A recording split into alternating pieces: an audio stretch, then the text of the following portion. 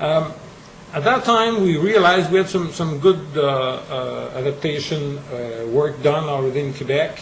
We already had alert systems in most regions of southern Quebec, southwest Quebec, covering basically 93% of the population. But these were regional and not real-time systems, and they were never tested.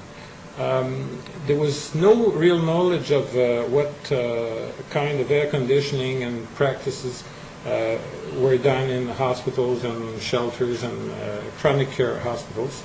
There were no specific training or recommendations for medical staff. There was no real public awareness system, outreach program, with some beginning in Montreal, but that was about it. And there was nothing done in terms of preventive effect for urban heat islands. That was the situation back in 2005. No public health emergency training. The last training session was already 10 years old at that time. We had very good environmental monitoring system, but the public health people didn't have access to that kind of information.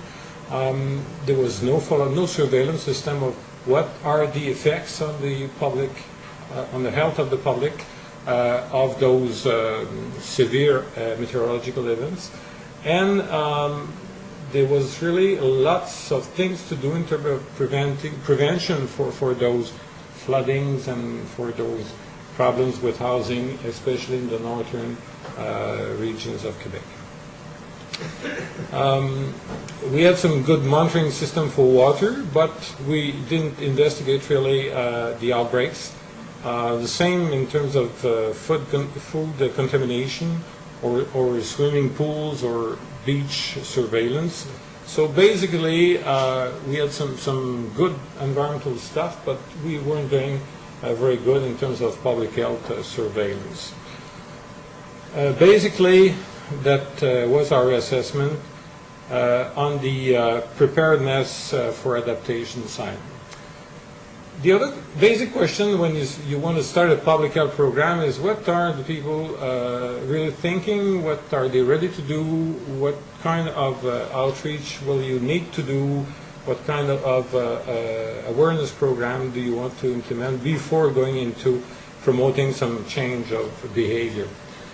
We realize in terms of heat waves and that kind of situation, heat extremes, that most people were already taking some steps to protect themselves from the heat. The air conditioning, which is an adaptation that can be discussed, of course, but it was increasing significantly. The income was very significant, as you can imagine, for having access or not to air conditioning. Here you see that some people with incomes lower than $15,000 per year, 1 out of 5 of those dwellings had air conditioning, while if you go over 60,000, you were already in the 45%, and I would say this is major in terms of difference. It's more than 2-to-1 difference. Most people, thanks to the Chinese, had access to cheap little fans like that. Some households had something like 12 or 15 little fans. That was really frequent. You see here the evolution of air conditioning in Quebec since 1972. It was at 5% at that time. It remained relatively low, going to from 5 to 15 over a period of 20 years. And then, which is also the beginning of a measurable difference in average temperature in Quebec, 92, 93, you see the slope is really different.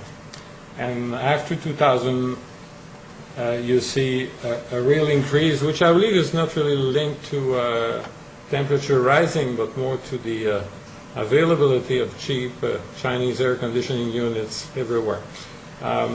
So this is really an adaptation. Some would say a maladaptation. But being in Quebec and having 97% of our power coming from hydropower, it is less of a burden on the planet compared to other sources of power generation. People are rational.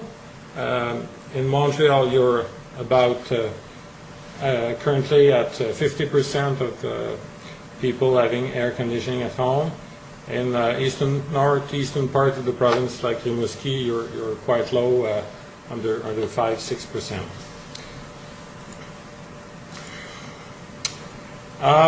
Other studies, we also have in mind to be able to pinpoint what areas in our cities and villages will need special care, will need special preventive efforts, and we try to identify some indicators that could be helpful in future surveillance system. And living alone is an excellent predictor of being poor and having chronic medical conditions, and old, of course.